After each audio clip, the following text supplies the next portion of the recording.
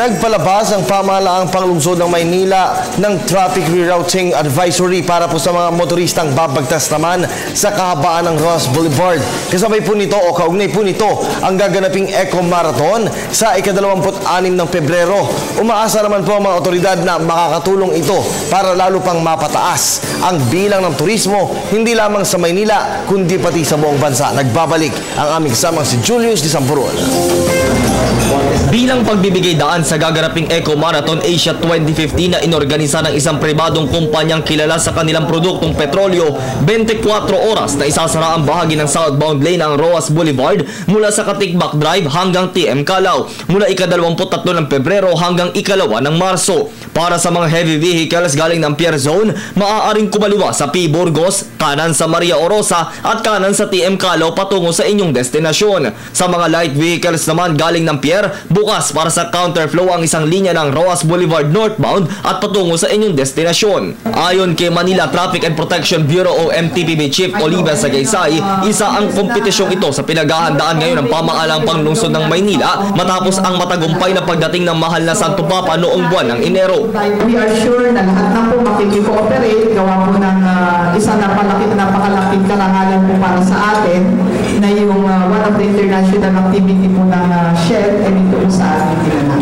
So we need your cooperation po na mapakalat natin yung ating traffic advisories.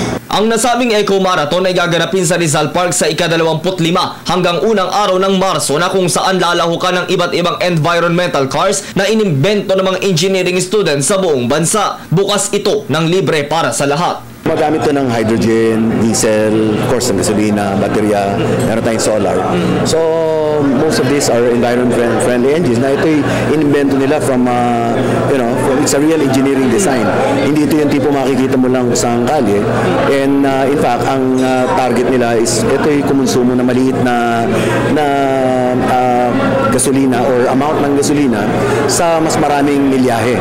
Dagdag pa ni Philippine Shell Vice President Mondel Rosario, makakatulong din ito para lalo pang mapataas ang antas ng turismo sa ating bansa. Sa pakikipagtulungan na din ng Department of Tourism at National Parks Development Committee. We are continuously pursuing, what we call smarter mobility, meaning how do we improve or how do we help improve on the mobility of people on the street. And we talk also about fuel efficiency. For the security po, ang mga nakalap po ng ating Manila Police District headquarters po, yung sa ating sa traffic meron po tayong tatalagang 100 na mga traffic enforcers to exclude po yung galing po ng City Hall.